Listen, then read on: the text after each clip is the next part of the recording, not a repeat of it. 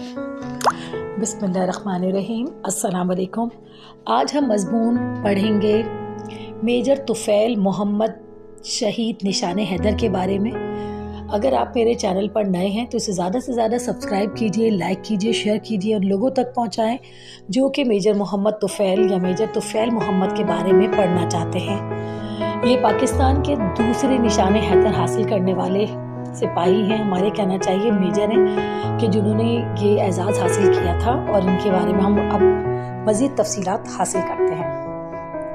Major Tufail Mohammad शहीद एक अजीम पाकिस्तानी सिपाही थे जिन्होंने अपनी बेमिसाल बहादुरी और कुर्बानी से कौम के लिए फ़ख्र का बाइस बने।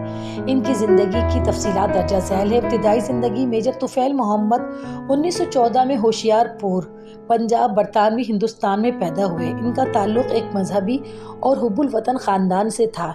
इब्तिदाई तालीम के बाद उन्होंने फ़ौज में शमूलियत इख्तियार करने का फ़ैसला किया और 1943 में 1943 में ब्रिटिश इंडियन आर्मी में कमीशन हासिल किया। क़याम पाकिस्तान के बाद वो पाकिस्तानी फ़ौज में शामिल हो गए और अपनी खिदमत अंजाम जारी रखी। फ़ौजी खिदमत मेजर तुफ़ैल मोहम्मद अपनी बहादुरी क़यादत के अज़म के लिए मशहूर थे। वो हमेशा अपने साथियों की रहनुमाई करते और मुश्किल हालात में भी हौसला नहीं हारते थे। 1958 में मशरक़ी पाकिस्तान जो कि मौजूदा बांग्लादेश में शामिल है में एक अहम मिशन पर भेजा गया। मेजर तुफ़ैल मोहम्मद अपने साथी सिपाहियों के लिए एक मिसाली क़ायद थे। वो न सिर्फ जंगी हिकमत अमली में माहिर थे बल्कि अपने जवानों के साथ एक करीबी और हमदर्दाना रवैया रखते थे। वो मुश्किल तरीन हालात में भी हौसला मंद रहते और अपनी टीम को भी इसी अज़म के साथ लड़ने की तरग़ीब देते थे। मार्का लक्ष्मीपुर के इलाके में एक मार्का हुआ था 1958 में 1958 में मशरक़ी पाकिस्तान के लक्ष्मीपुर के इलाके में दुश्मन की गैर कानूनी दरअंदाजी की इत्तला मिली। मेजर तुफ़ैल मोहम्मद को इस मिशन की क़यादत सौंपी गई। उन्होंने अपनी टीम के साथ दुश्मन की मजबूत मोर्चों पर हमला किया। दुश्मन की शदीद फायरिंग के बावजूद वो अपनी टीम के हमरा आगे बढ़ते रहे और दुश्मन के अहम मोर्चों को कामयाबी से तबाह किया। इस दौरान वो खुद शदीद ज़ख्मी हो गए लेकिन अपनी तकलीफ़ की परवाह किए बगैर आखिरी दम तक लड़ते रहे।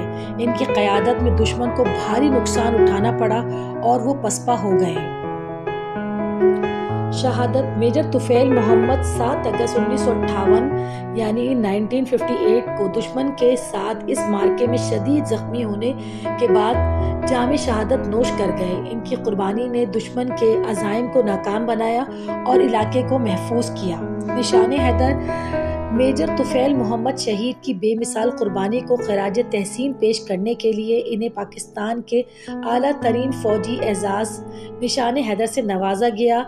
वो ये एजाज़ हासिल करने वाले दूसरे पाकिस्तानी फ़ौजी थे, यानी जिस पर मैंने आपको बताया था कि पहले उन्होंने हासिल करा और उसके बाद ये दूसरा जो है मेजर तुफ़ैल मोहम्मद ने हासिल किया था।